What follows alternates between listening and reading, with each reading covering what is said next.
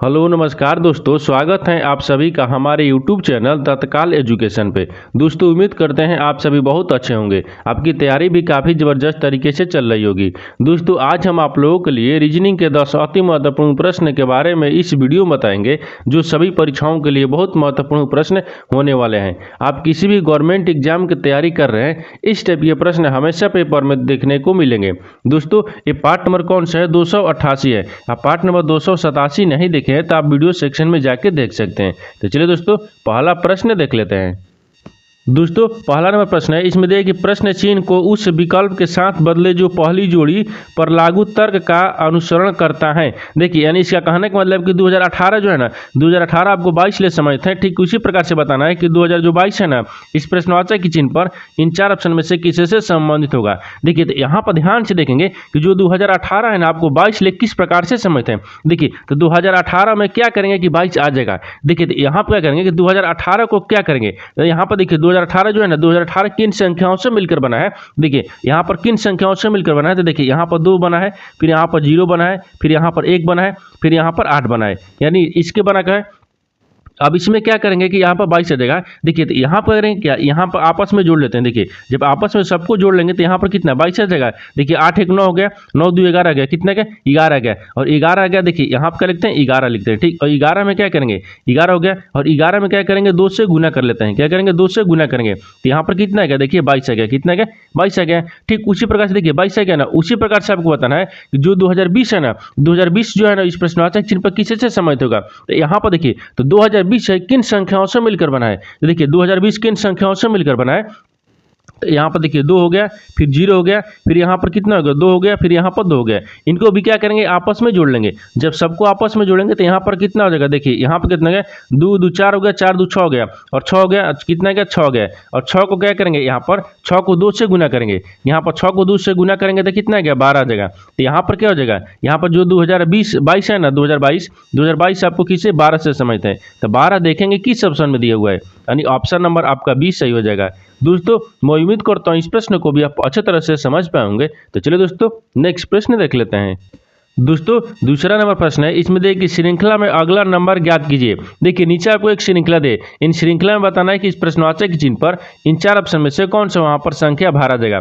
देखिए यहाँ पर क्या करेंगे, यहाँ पर ध्यान से देखेंगे ये श्रृंखला किस प्रकार से चल रहा है। देखिए यहाँ पर क्या लिख रहे हैं 94, 94 से क्या हो रहा है 82 हो रहा है, और 82 से क्या हो रहा है 91 हो रहा है, 91 से क्या हो रहा है यानी 79 हो रहा है, 79 से क्या हो रहा है 88 हो रहा है, और 88 से आपको अगला संख्या को ज्ञात करना है। देखिए तो 94 से 82 किस प्रकार से हो रहा है, तो 94 में मान लीजिए क्या करेंगे, 94 में 12 को माइनस कर लेते हैं, ठीक। देखिए 94 में जब 12 को माइनस करेंगे तो यहाँ पर कितना आ गया 82 आ जाएगा, और 82 से क्या लिख रहा है 91 लिख रहा है। तो 82 8 कितना होता है 90 होता है, और 90 1 91, यानी इतना इसमें क्या करेंगे 82 में 9 को जोड़ लेंगे 91 आ जाएगा। उसी प्रकार से देखिए यहाँ पर क्या करेंगे तो 91 लिख रहा है, ठीक। 91 से क्या लिख रहा है यहाँ पर 89 लिख रहा है, यानी 79 लिख रहा है, ठीक। तो 79, तो यहाँ पर मान लीजिए 79 एक 80 हो गया, 80 इधर हो गया, तो एक इधर इसमें हो गया, और एक इसमें हो गया, और यहाँ पर कितना हो गया, यहाँ पर 90 1 91 था, तो यहाँ पर कितना गया 10 हो गया, तो यहाँ पर कितना गया 80 हो गया, तो 80 या 10 11, यहाँ पर कितना गया, यानी यहाँ पर 11 को माइनस कर रहा है। देखिए यहाँ आपको श्रृंखला अच्छे तरीके से चल रहा है, नहीं चल रहा है। इसमें क्या करेंगे थोड़ा सा इसमें लॉजिक लगाएंगे। क्या करेंगे इसमें लॉजिक लगाएंगे। देखिए इसमें लॉजिक किस प्रकार से लगाएंगे, तो यहाँ पर क्या करेंगे, यहाँ पर ध्यान से देखिए एक संख्या को छोड़कर लिखते हैं। देखिए जब एक संख्या को छोड़कर लिखेंगे तो यहाँ पर क्या करेंगे, मान लीजिए इसको क्या करते हैं, यहाँ पर 94 से क्या लिख रहा है, यहाँ पर 91 लिख रहा है। देखिए 94 से 91 लिख रहा है, तो 94 में क्या करेंगे 94 देखिए -3 करेंगे तो कितना आ गया 91 आ जाएगा। उसी प्रकार से देखिए 91 से क्या लिख रहे हैं, यहाँ पर 88 लिख रहे हैं। जब 91 में 88 लिख रहा है तो इसमें भी माइनस क्या करें 3 करेंगे, कितने करेंगे 3 करेंगे तो 88 आ जाएगा। ठीक उसी प्रकार से देखिए यहाँ पर ध्यान से 82 से क्या लिख रहे हैं,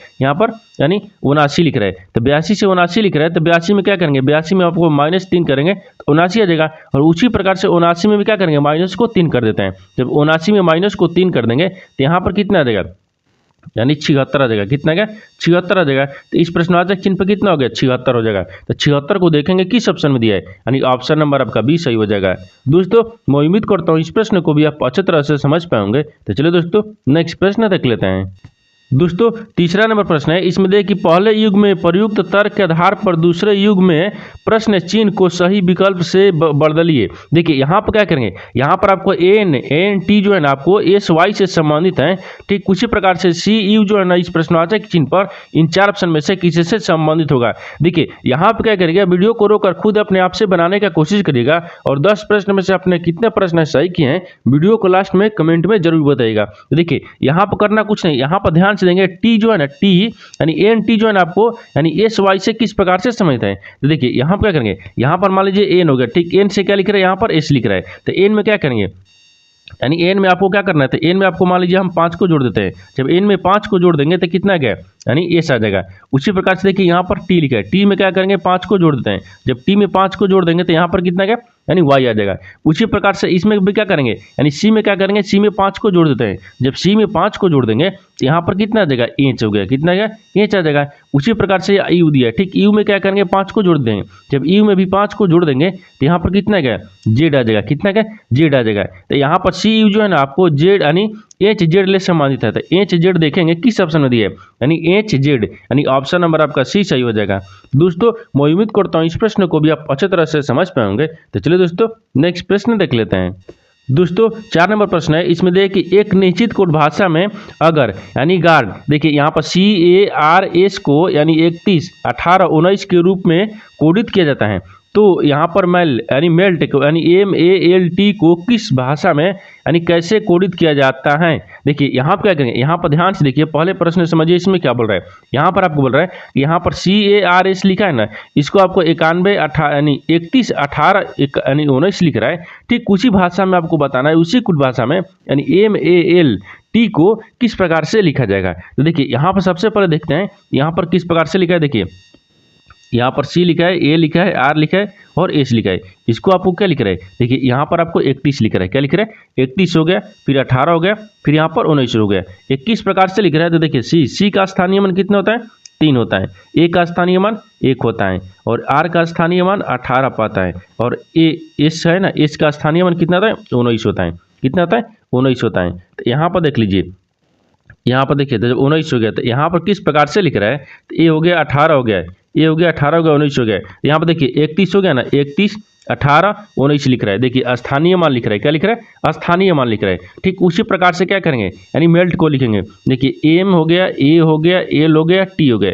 इसको भी क्या करेंगे स्थानीय मान। एम कितने पाता है, तो एम आपको 13 पाता है, ए कितने पाता है, ये 1 पाता है, एल कितने पाता है 12 पाता है और टी कितने पाता है 20 पाता है। देखिए तो यहाँ पर 13, 1, 12, 20 हो जाएगा, तो यहाँ पर मेल्ट को क्या लिखेगा, तो यहाँ पर 13 हो गया, यहाँ पर 1 हो गया, यहाँ पर 12 हो गया और 20 हो गया, यानी 13, 1, 12, 20 देखेंगे किस ऑप्शन में दिया हुआ है, यानी ऑप्शन नंबर कौन सा जगह 13, 12। देखिए यहाँ पर 13, 1 होना चाहिए, ठीक 13, 1, 12 होना चाहिए, यानी 13, 1, 12, 20, यानी 13, 1, 12, 20 यानी ऑप्शन नंबर किस में, ऑप्शन नंबर आपका बी में दिख रहा है। ऑप्शन नंबर आपका बी क्या हो जाएगा, सही हो जाएगा, क्योंकि देखिए यहाँ पर आरपीएफ कांस्टेबल यानी 2019 में पूछा गया प्रश्न है। ठीक देखिए यहाँ पर ऑप्शन नंबर बी क्या हो जाएगा, सही हो जाएगा। दोस्तों मैं उम्मीद करता हूँ इस प्रश्न को भी आप अच्छे तरह से समझ पाएंगे। तो चलिए दोस्तों नेक्स्ट प्रश्न देख लेते हैं। दोस्तों 5 नंबर प्रश्न है, इसमें दी गई आकृति से कितने समकोण त्रिभुज बनाए जा सकते हैं। देखिए नीचे आपको एक आकृति दिया है, इन आकृति में बताना है कि कितने त्रिभुज समकोण त्रिभुज हैं। देखिए इस आकृति में देखेंगे कितने त्रिभुज हैं। देखिए यहाँ पर 1 हो गया, 2 हो गया, 3 हो गया, 4 हो गया, 5 हो गया, यहाँ पर 5 हो गया और 6 हो गया। अभी आपको समकोण त्रिभुज कितना दिख रहा है, तो इस आकृति में आपको 6 त्रिभुज दिख रहा है। तो देखेंगे इसमें 6 त्रिभुज दिख रहा है, क्या होगा 6 त्रिभुज। अब देखिए अब कहीं त्रिभुज बन रहा है, अब कहीं नहीं त्रिभुज बन रहा है, यानी इसका मतलब क्या होगा समकोण त्रिभुजों की संख्या कितना है 6 गो है। तो 6 देखेंगे किस ऑप्शन में दिया है, तो ऑप्शन नंबर आपका डी सही हो जाएगा। दोस्तों मैं उम्मीद करता हूँ इस प्रश्न को भी आप अच्छे तरह से समझ पाएंगे। तो चलिए दोस्तों नेक्स्ट प्रश्न देख लेते हैं। दोस्तों 6 नंबर प्रश्न है, इसमें दिया कि एक मेज पर 5 पुस्तकें ए बी सी डी तथा ई रखी हुई हैं, यानी यदि ए को ई के नीचे हैं। देखिए यहाँ पर पहले प्रश्न समझेंगे और लिखते चलेंगे। ठीक है यहाँ पर क्या करना है, यहाँ पर बोला है कि एक मेज में, देखिए एक मेज पर 5 पुस्तकें रखे हुए यानी A B C D E, ठीक यहाँ पर रखी हुई है। यदि ए को ई के नीचे हैं, तो मान लीजिए ए को ई के नीचे है, तो मान लीजिए देखिए यहाँ पर 5 को रखते हैं। देखिए यहाँ पर 5 को रख लेते हैं, 1 हो गया, यहाँ पर 2 हो गया, ये 3 हो गया, ये 4 हो गया, ये 5 हो गया। यहाँ तक हो गया। अब आगे बोल रहा है, देखिए यहाँ पर बोल रहा है कि ए को ई के नीचे है, ए को ई के नीचे है, तो मान लीजिए यहाँ पर ए को रखते हैं, यहाँ पर ई को रखते हैं, ठीक, ए को, ठीक, ई जो है ना ए के नीचे है, क्या है ए को, देखिए यहाँ पर बोल रहा है ए जो है ना ए को ई के नीचे है, ई के नीचे कौन है, ए है, ए के नीचे ए हो गया।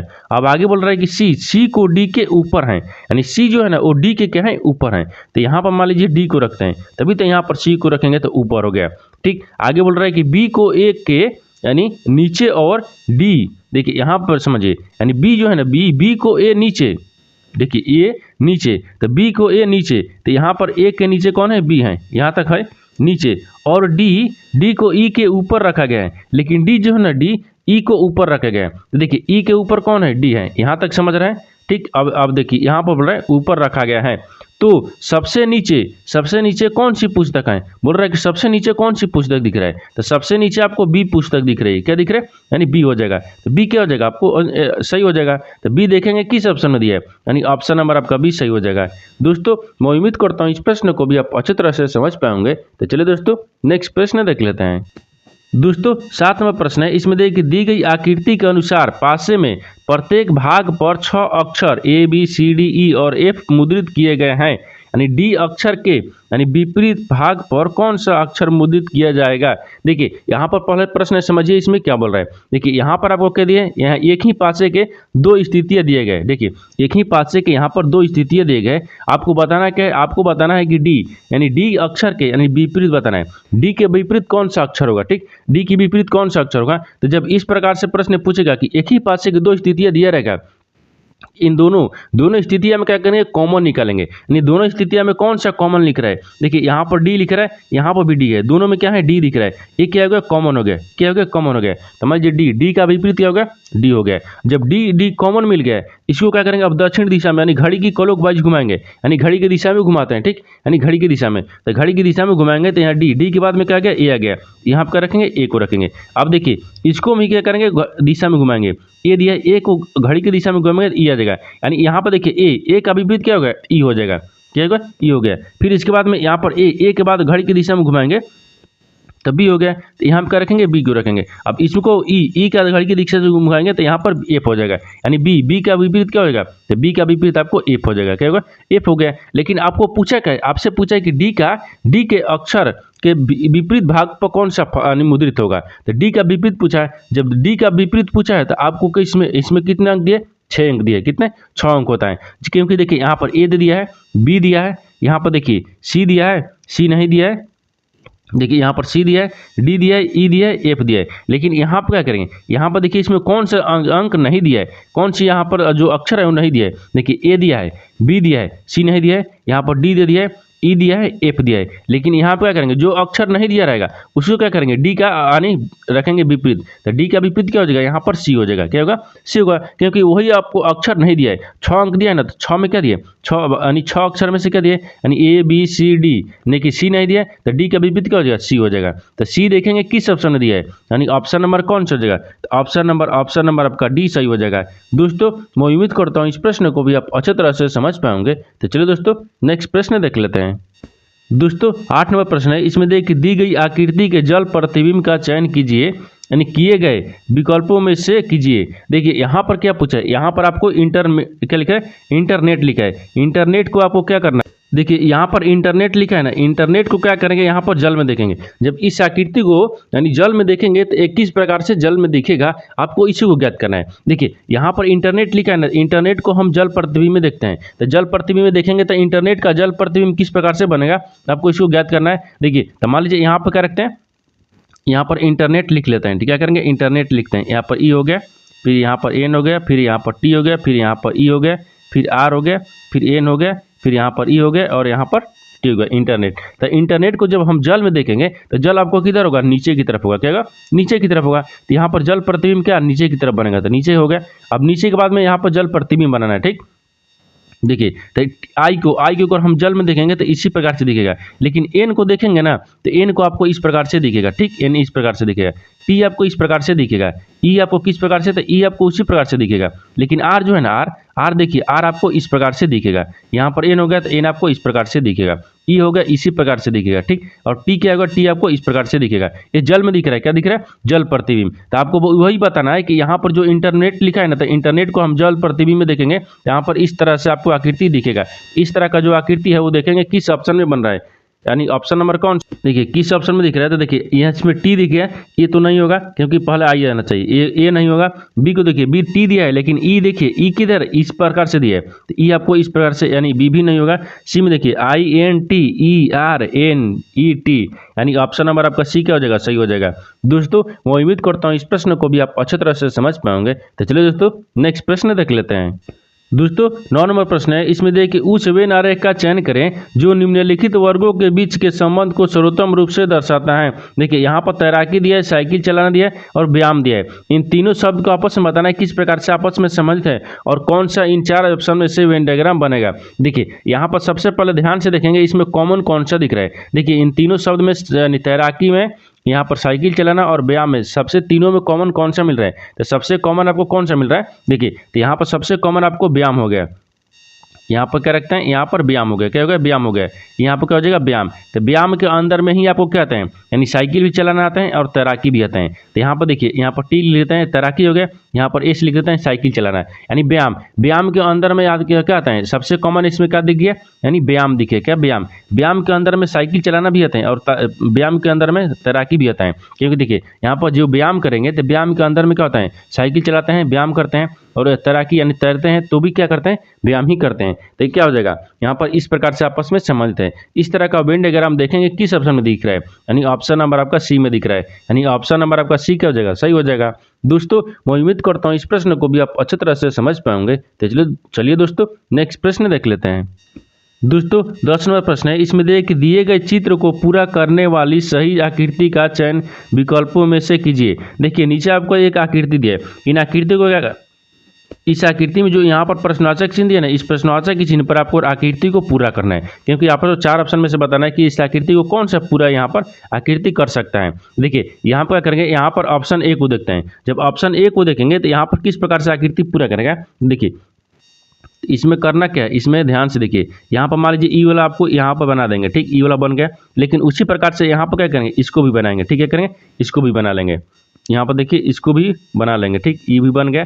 अब इसके बाद में देखिए ई गोला वाला भी बना लेंगे, क्या करेंगे, गोला भी बन गया। जब गोला बन गया, ई भी बन गया, यहाँ पर क्या करना है, यहाँ पर ई भी बनना है, ठीक, क्या करना है, ई भी बनेगा। तो जब ई भी बनेगा तो यहाँ पर देखिए ई ऑप्शन बनेगा, नहीं बनेगा, क्योंकि इसमें काट दिया है, इसमें काटने का नहीं दिया है। ई ऑप्शन तो होगा नहीं, बी तो होगा नहीं, यहाँ पर सी तो होगा नहीं, लेकिन डी आपको खुलेआम दिख रहा है कि डी आपको हो जाएगा, क्योंकि देखिए अब यहाँ से क्या करना है, इधर जाना है, इधर से इधर जाना है। देखिए इस प्रकार से बन गया, यानी ऑप्शन किस में, यानी इस तरह का आकृति किस ऑप्शन में दिख रहा है, इस तरह का आकृति आपको ऑप्शन नंबर डी में दिख रहा है, यानी ऑप्शन नंबर डी क्या हो जाएगा, सही हो जाएगा, यानी ऑप्शन नंबर आपका डी क्या होगा, सही हो जाएगा।